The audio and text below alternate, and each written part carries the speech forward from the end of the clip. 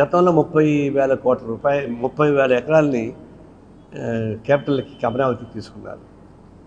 అది జగన్ వచ్చిన తర్వాత అంత కుంటుపడిపోయింది, అంత గట్టి వెలిసిపోయింది, చాలా గందరగోళం అయిపోయింది. ఇప్పుడు ఈ ముఖ్యమంత్రి రాగానే దానికి జీవసత్వాలు వస్తున్నాయి. ఇదే కేంద్ర ప్రభుత్వం కూడా సపోర్ట్ ఉంది కాబట్టి. కేంద్ర ప్రభుత్వం సపోర్ట్ లేకుండా పోతే ఈ పార్టీకి ఈ ప్రభుత్వం గమనించిపోయి ఉండేది. కేంద్ర ప్రభుత్వం సపోర్ట్ ఉంది కాబట్టి తంటాలు పడుతున్నారు.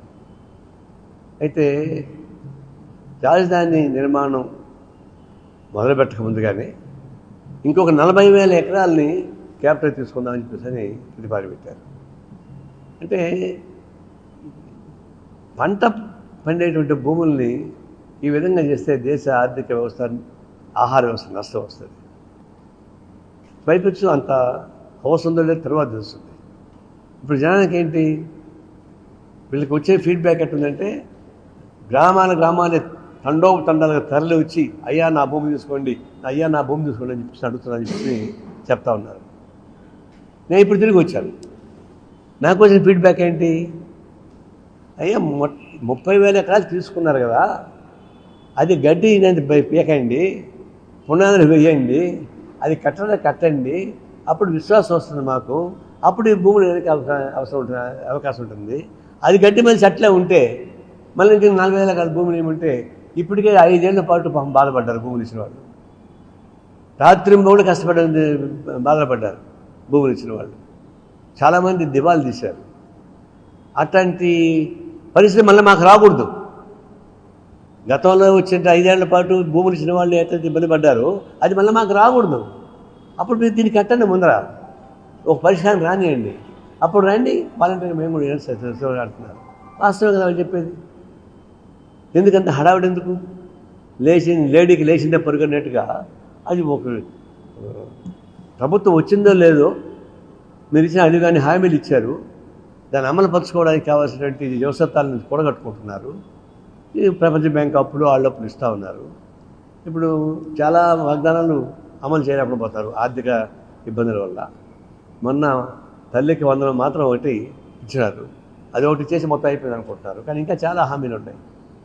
అందుకంటే హామీలంతా ఇచ్చి అమలు చేయకుండా ఇబ్బంది పడుతుండగా గుర్తించి పడుతున్న ఇబ్బందుల్ని అధిగమించడానికి, గత వాగ్దానాలను అమలు పరచుకోవడానికి, గత అమరావతి కన్స్ట్రక్షన్ని బాగు చేసుకోవడానికి ఉపయోగపడే పద్ధతుల్లో చేయకుండా వెంటనే ఇది ఎట్లా ఉంది మళ్ళీ పరిగెత్తిపోయి పరుగు పందెం పైన ఇంకొక 40,000 ఎకరాలు తీసుకోవడం అంటే ఇది చెప్పచ్చు.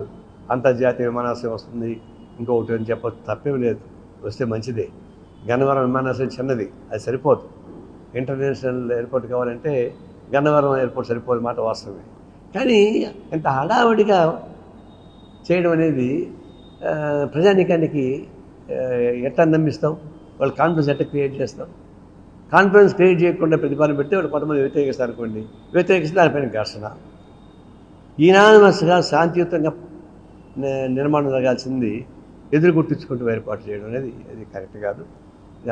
ఆ విషయంలో నేను ఎక్స్పాన్షన్కి నేను వ్యతిరేకం కాదు, కానీ ఇప్పుడు 1 by 1 చేసుకుంటూ స్ట్రెంగ్తన్ చేసుకుంటూ పోయేటువంటి పని చేయాలి.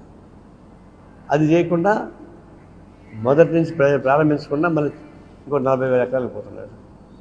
అట్లా ఇరిగేషన్ ప్రాజెక్టు కూడా ఇప్పుడు పోలవరం ప్రాజెక్టు ఆ వివాదం ఉంది. అది 5 మీటర్స్ ఎత్తు తగ్గించేస్తున్నారు. అదేమంటే వెనకబడిన ప్రాంతం అయినటువంటి హంద్రీనేవా, గాలేరు నగరి, వంశధార, తర్వాత ప్రకాశం జిల్లా దాని పేరేంటి వెలిగొండ, ఇవన్నీ పెండింగ్లు ఉన్నాయి. ఇవన్నీ పెండింగ్లు దాదాపు 30-40 ఏళ్ళగా పెండింగ్లు ఉంటే అది ఏమీ కట్టకుండా ఇప్పుడు ఒక్కసారిగా బనకచెర్ల ఎత్తుకున్నాడు నెత్తికి.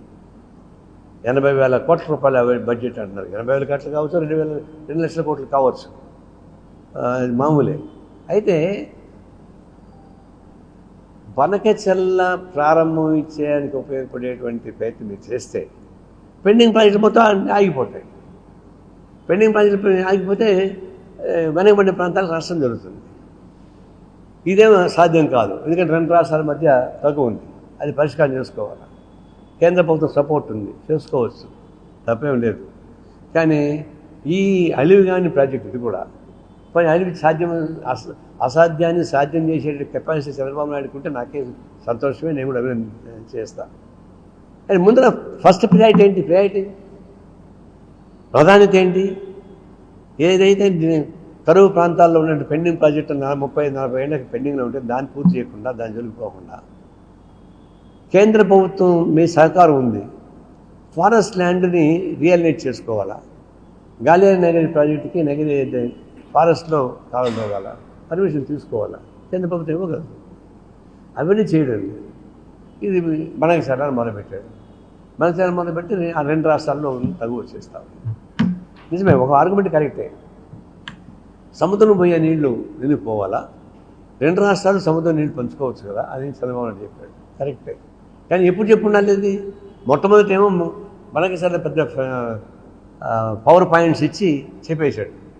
చెప్తే తెలంగాణ వాళ్ళకి డౌట్స్ వచ్చేస్తాయి, మా నీళ్ళు తీసుకెళ్తామని చెప్పేసి. మాకేం డౌట్ వచ్చాయి? పెండింగ్ ప్రాజెక్టులు పోతాయని మా డౌట్స్. తర్వాత మళ్ళీ క్లారిఫై చేశాడు. నేనేం చేశాను, తెలంగాణ వాళ్ళ ప్రాజెక్టు మేము కాదని చెప్పలేదు కదా, మరి సముద్రం పోయే నీళ్ళని వాళ్ళు వాడుకోవచ్చు, మేము వాడుకోవచ్చు కదా అని చెప్పాను.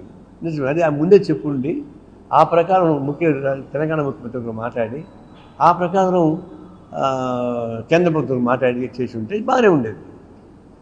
మీరు హడావిడిగా గుర్రాన్ని బండికి వెనక్కి పక్క కట్టేట్టుగా కట్టేశారు. అని అపోహలు వచ్చాయి.